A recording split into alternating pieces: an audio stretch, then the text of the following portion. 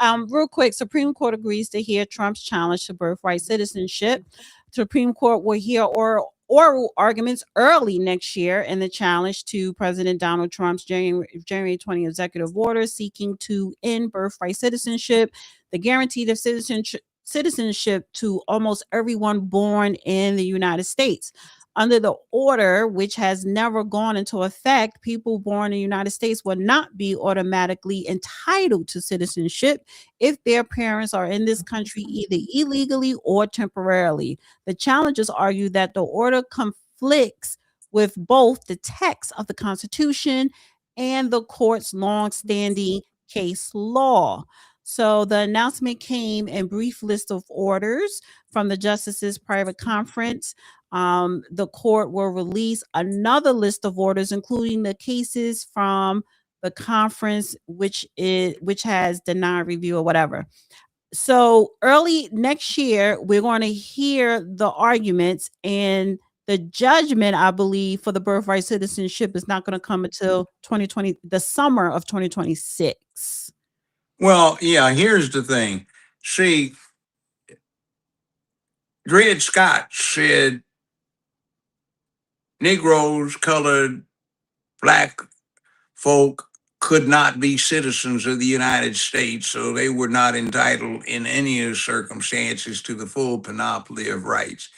Plessy versus Ferguson came that said separate but equals okay. Why? Because in between, you got the 14th Amendment that was written and drafted in part specifically to reverse the precedent of Dred Scott, which, having been delivered by a court that remained as a part of the Union, it was still good law.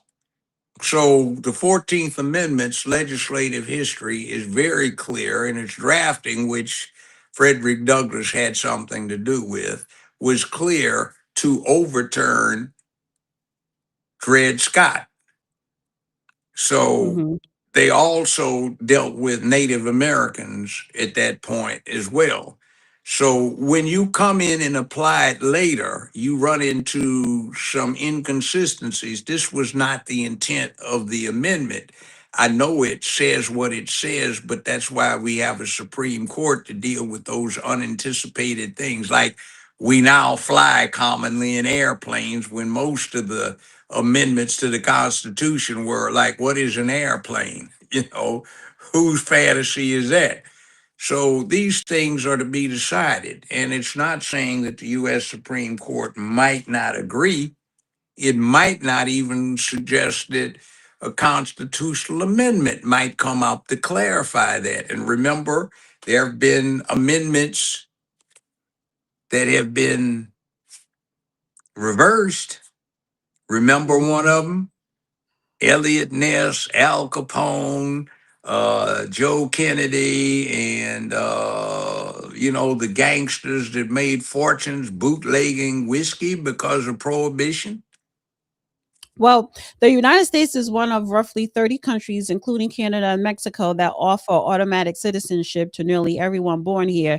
Birthright citizenship was added to the Constitution in 1868 when the 14th Amendment was adopted following the Civil War. The section of that amendment, known as the Citizenship Clause, provides that all persons born or naturalized in the United States and subject to the jurisdiction thereof are citizens of the United States and of the state wherein they reside.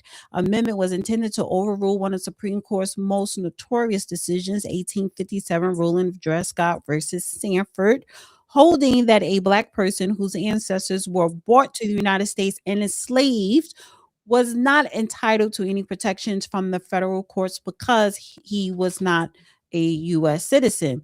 But with the 14th Amendment, it overturned that, which allows former enslaved Black Americans to be citizens.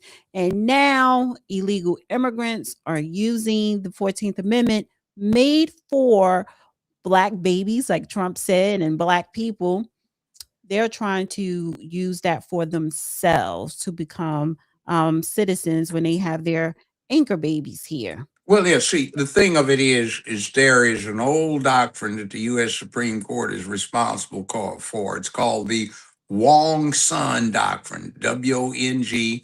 It comes out of San Francisco. And what it stands for is the fruit of the poisonous tree cannot be admitted.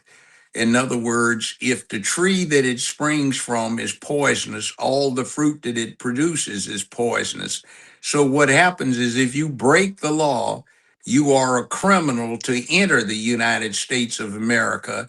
And then you have a child, you cannot be rewarded with the feat of the American laws by simply getting knocked up after having sex, which so many people crave recreationally. And we have so many porn movies and everything else to commemorate and enjoy and all this other stuff.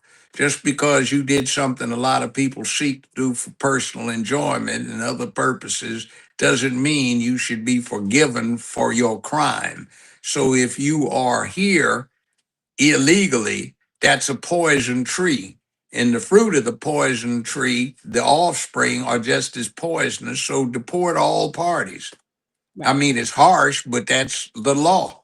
How many people are crying about what am I going to do about my babies? I can't do this 25 years in the penitentiary. Well, don't do the crime if you can't do the time. So I want to play this clip here because a federal judge issued a ruling restricting warrantless immigration arrests. For the Trump administration to stop making immigration arrests in D.C. without a warrant. This is the latest courtroom loss for the president's mass deportation agenda. The ruling comes after several groups sued the administration over the practice that has seen hundreds of ICE agents in the city. As News 4's Mark Seagraves reports, federal agents are still able to make warrantless arrests if they can prove the person is a flight risk. It's a scene we've seen play out over and over again over the past several months here in D.C. and around the country. Masked federal agents arresting people they believe are in the country illegally. The amount of immigration arrests that have happened in the District of Columbia since August is at least 1,200. And we believe that the majority of those, if not the vast majority, were warrantless immigration arrests. Austin Rose is an attorney with Amica, a nonprofit that represents detained immigrants. Amica was one of the groups that sued the Trump administration. Yesterday, federal judge Burl Howell issued an order barring federal agents from detaining suspected undocumented immigrants without a warrant, unless they can prove the person poses a flight risk. They're arresting first, asking questions later. And we hope that now that they are required to actually make those findings and do that analysis, that they will arrest far fewer people because they will realize that most of these people are not a flight risk, for example. They are people who have been living and working in the District of Columbia for years. They're not going anywhere. ICE is free to put them in immigration removal proceedings and have court proceedings, but that doesn't mean they need to be arrested and detained, sent across the country to a detention center away from their family.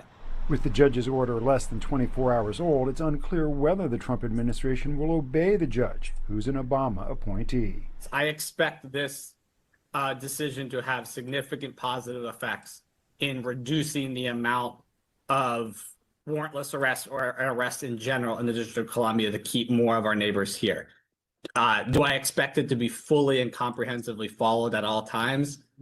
No. I hope it will be. The judge's order also requires federal agencies to track and provide records of anyone who is detained without a warrant. This government has shown a willful disregard for the law. So now going forward, pursuant to this order, whenever the government makes an immigration arrest in D.C. without a warrant, they must document and provide the documents to us as the plaintiff's counsel. In the district, Mark Seagraves, News 4. Mark reached out to the Department of Homeland Security for comment. They responded with this statement, quote, "Let's drop the charade. This case isn't really about arrest procedures or legal standards. At root, this case and all the others like it are about open borders groups and activist judges doing everything in their power to stop the will of the American people and prevent the Trump administration from fulfilling the president's mandate to deport the worst of the worst criminal illegal aliens, end quote. The statement went on to say that DHS operates in line with the Constitution and all applicable federal laws. It also said allegations that DHS engages in racial profiling are disgusting, reckless, and categorically false. Well, you have to have probable cause to make any arrest. And flight risk, hell, they broke the border and they certainly fled from the border a couple of thousand miles away, or 900 miles away to get to DC in the first place. Somebody's harboring them, concealing them, and violating Title 8, Section 1324 of the United States Criminal Codes by setting up and aiding and abetting them to evade apprehension. So it seems like, by definition, you smuggle yourself across the country, you are not going to show back up, or there's a high likelihood of flight, which is attendant upon your circumstances to begin with. Right. So, I mean, I it's mean, typical but of Democratic Party appointees. That's what they look at when they're dealing with. And like was said, this is just, I mean, I'm all for due process and following the law, but this is just trying to facilitate this mess of, oh my God, we have to bring in everybody. It's their right to be or here. let them stay here because they're already here. No, they still got to go. But they're just trying to make it harder for the Trump administration, for ICE and Department of Homeland Security to do their job.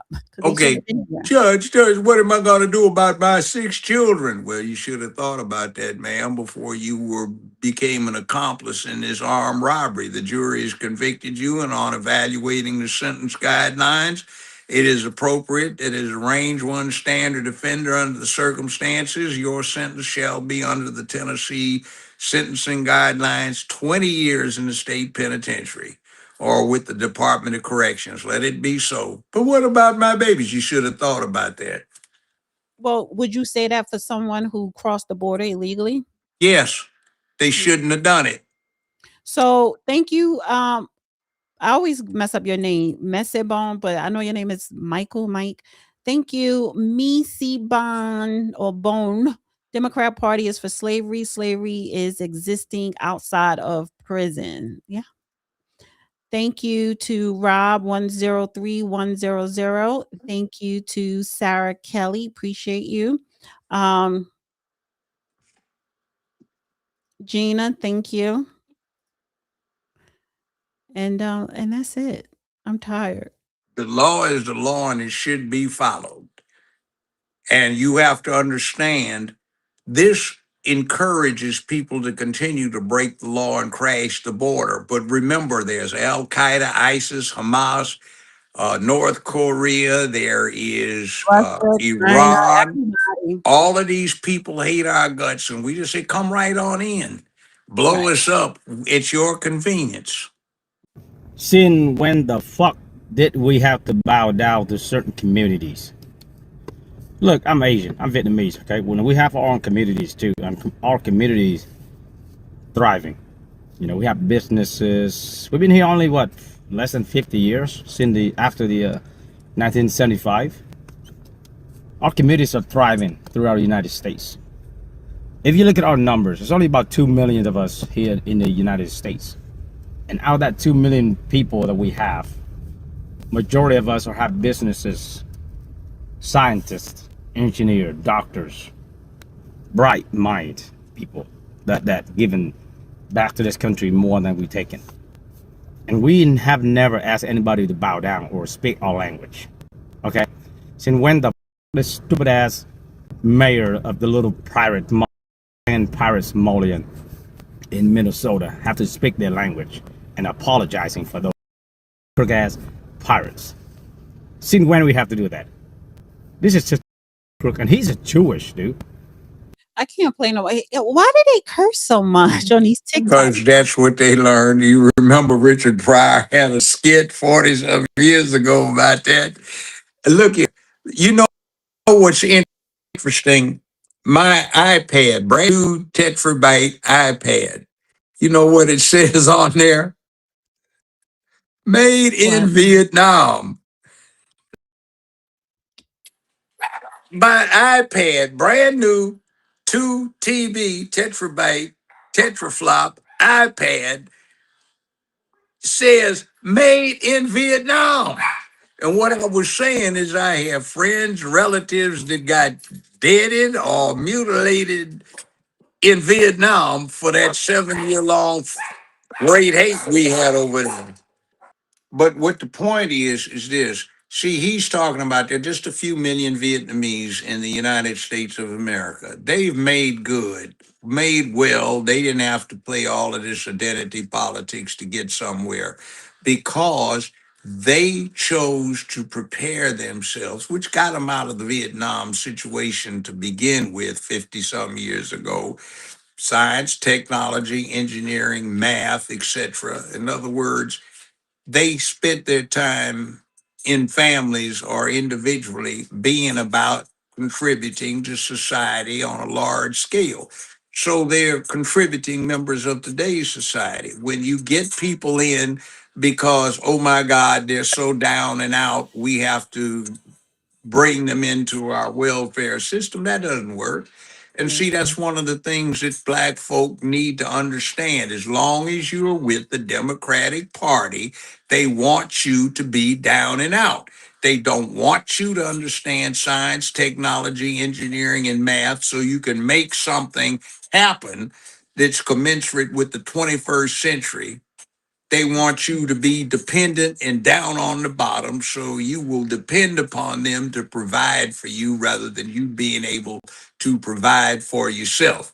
And there are parables, since they want to ignore them, that need to be brought into this. You can teach a man to fish, or you can feed him a fish. If you teach him to fish, he'll always be able to feed himself. And if he can't, then he will be dependent on you feeding him, which means you can control him or her. And that is the mantra of the Democratic Party and what we hear so much of. Vote for me because I'm black. And what am I going to do if you vote for me because I'm black or black and female or whatever your particular characteristic is? I will make sure that you keep your dumb ass dependent so you can't make it on your own. You will depend upon us taking care of you. Dog, go over there, put your collar on, and wait till we open up the package of kibbles and bits so we can feed you.